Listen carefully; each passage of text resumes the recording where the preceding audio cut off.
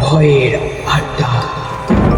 যারা এখানে আসবে তাদের সমাপ্তি হবে অন্ধকারে। তো হ্যালো বন্ধুরা, ওয়েলকাম ব্যাক ভাড়াটার নতুন একটি এপিসোডে। তো বন্ধুরা, আজকে যে ঘটনাটি আমি বলবো সেটি হলো পেয়ারা গাছে গলায় দড়ি দেওয়া নিয়ে একটি সত্য ভৌতিক ঘটনা। তো বেশি সময় না নষ্ট করে সরাসরি যাব আজকের ঘটনায়। আমাদের গ্রামের বাড়ির পেছনে একটা বড় পেয়ারা গাছ ছিল। গাছটা অনেক পুরনো, ডালপালা চারদিকে ছড়িয়ে আছে। ছোটবেলা থেকেই শুনতাম রাতে ওই গাছের নিচে নাকি কিছু একটা থাকে, তাই সন্ধ্যার পর কেউ ওই দিকে যেত না। কিন্তু আমি এসব একদমই বিশ্বাস করতাম না। একদিন রাত প্রায় 11টা, বাইরে হালকা ঠান্ডা হাওয়া বইছে। হঠাৎই আমার ঘুম ভেঙে গেল। মনে হলো কেউ যেন আমার নাম ধরে ডাকছে, খুব আস্তে কিন্তু একেবারে পরিষ্কার। নূর, এই নূর।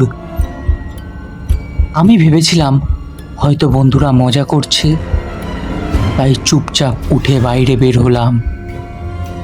চারপাশ অন্ধকার, শুধু দূরে পেয়ারা গাছটা দেখা যাচ্ছে।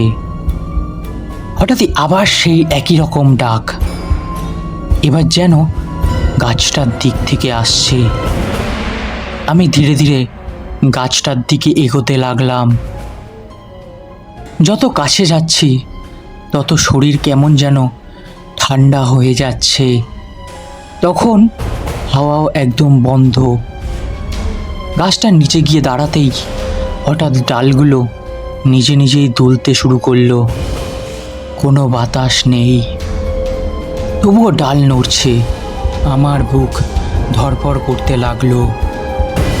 ঠিক তখনই অনুভব করলাম কেউ যেন আমার পেছনে দাঁড়িয়ে আছে। ধীরে ধীরে ঘুরে তাকালাম, কিন্তু কেউ নেই।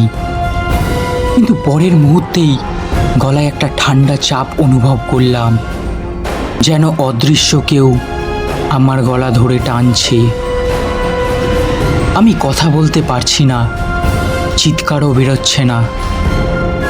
কানে ভেসে এলো সেই একই ফিস ফিস।